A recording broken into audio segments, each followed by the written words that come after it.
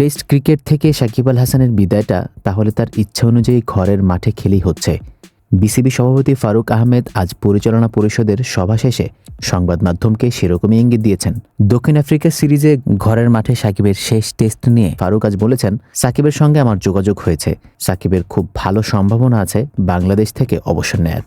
এর আগে ভারতের বিপক্ষে কানপুর টেস্ট শুরুর আগের দিন সংবাদ সম্মেলনে সাকিব জানিয়ে দেন, দক্ষিণ আফ্রিকার বিপক্ষে হোম সিরিজে মিরপুর টেস্ট দিয়ে বিদায় নিতে চান টেস্ট ক্রিকেট থেকে। তিনি আশা প্রকাশ করেন, পরবর্তীত পরিস্থিতিতে তার দেশে এসে খেলা এবং খেলা শেষে প্রয়োজনে দেশ ছাড়ার ব্যবস্থা করবে বিসিবি। টি-20 থেকে অবসর নেওয়ায় ভারতের বিপক্ষে টেস্ট সিরিজ শেষেই যুক্তরাষ্ট্রে চলে যান তিনি। সাকিবের ঘরের মাঠে খেলে অবসর নেওয়া নিয়ে এরপর থেকে নানা রকম আলোচনা চলছে। তাৎক্ষণিক প্রতিক্রিয়ায় বিসিবি সভাপতি তখন বলেছিলেন, সাকিবের নিরাপত্তার দায়িত্ব সরকারের, এ ব্যাপারে বিসিবির কিছুই করার নেই। পরে ক্রীড়া উপদেষ্টা আসিফ মাহমুদ সজীব ভুঁইয়াও এ নিয়ে একাধিকবার সংবাদ মাধ্যমকে কথা বলেছেন। সর্বশেষ নারী টি-20 বিশ্বকাপ উপলক্ষে শারজায় গিয়ে উপদেষ্টা বলেছেন, তিনিও চান সাকিবের মতো একজন ক্রিকেটার দেশের মাটিতে খেলে অবসর নিন। সাকিবের নিরাপত্তার প্রশ্নে ফারুক আহমেদ সেদিনও বলেছেন, দায়িত্বটা সরকারের, আমি তো ছোট মানুষ, বোর্ড প্রেসিডেন্ট, আমার হাতে ক্ষমতা খুবই কম। সাকিবের ব্যাপারটা পুরোপুরি সরকারি পর্যায় থেকে আসতে হবে। আইন শৃঙ্খলা বাহিনী আছে,